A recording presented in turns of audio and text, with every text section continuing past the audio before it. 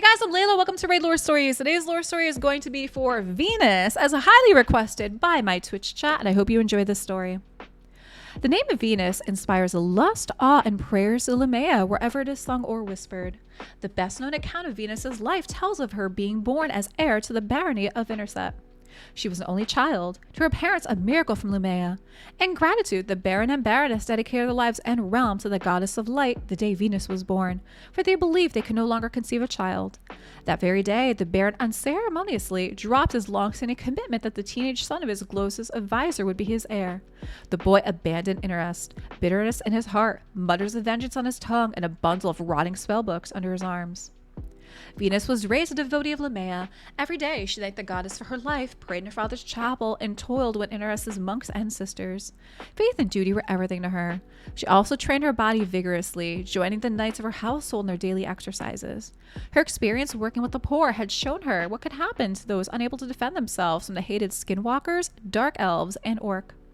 Venus's faith was everything to her, but it changed nothing of the fact that she was heir to her father, and that one day she would take his seat. As she grew, so did her beauty, with contradicting stories told in the present age describe hair like a river of gold, as red as raging inferno and abyss black. Men from all over Interest came to offer themselves as suitors. She spurned the advances of hundreds. One did catch Venus's eye, a knight in elegant crimson plate. She turned him down regardless, swearing that whoever wed her would have to prove his courage and faith beyond all measure.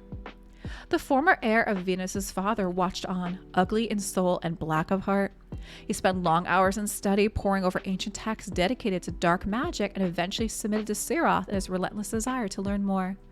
With his heinous powers, he had seized for himself a forbidding hilltop stronghold. He decided to claim her for himself, in part at least, to spite the Baron who rejected him so coldly. Reading of an enchantment from a skinwalker leather tome, he whispered words in dark tongue while crushing the petals from 61 flowers, each of a different variety. With this, he mixed the blood of a throttled lovebird, dove, and lamb. Finally, he added a dozen drops of his own life force. The sorcerer disguised himself as a shepherd and traveled to Interest, where he bewitched one of Venus's handmaidens. Upon his order, the woman poured some of the enchanted potion into Venus's morning rye gruel. That night, Venus escaped her father's castle, the malign magic of the potion overriding even her strong will, and making her seek out her would-be entrapper. The sorcerer led her to his keep, where he locked her in a cell. Venus's faith in Lemea was unbreakable. As a result, the effect of the sorcerer's potion wore off far more quickly than he intended. Venus escaped her cell.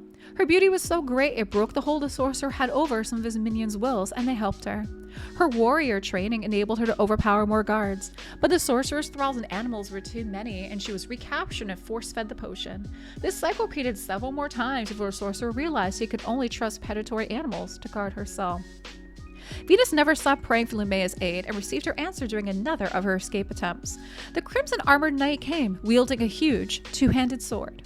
Venus watched him cut down dozens of thralls and beasts, invoking the goddess of light's name with every killing strike. She raced to his side and they fought the sorcerer together. It was the knight who finally ended their foe's life, driving his blade through the neck of the black-souled man. It was to be his final warrior act. He collapsed to the ground, his blood pouring over the ground around him. Venus ran to her mortally wounded rescuer, tears streaming down her cheeks. With his dying breath, Cupid swore his undying love for her. The Arbiter then came to preserve the Crimson Knight forever within a shard. Venus knew what she had to do. There was no suitor in all the lands who could even match, let alone exceed, what her rescuer had done. He had proven his faith, his strength, his bravery, his love, all traits loved by Lemea and thus by her. Venus pledged herself to the Arbiter's cause to be by her love's side forever. Alright, so that is the lore story for Venus. Now, I did do the original lore story for Venus and Cupidus, and also keep in mind that this is Venus's story from her point of view. Cupidus also has one from his point of view, which I will share later on. Drop some comments down below what you think of this one. This one definitely has some kind of like fairy tale elements to it. You know, there's some of it that kind of reminds me of Snow White, and I think the potion kind of thing was kind of weird, but you know, how they end up together again in the end is very similar to how the original lore story is. And thank you so much for watching.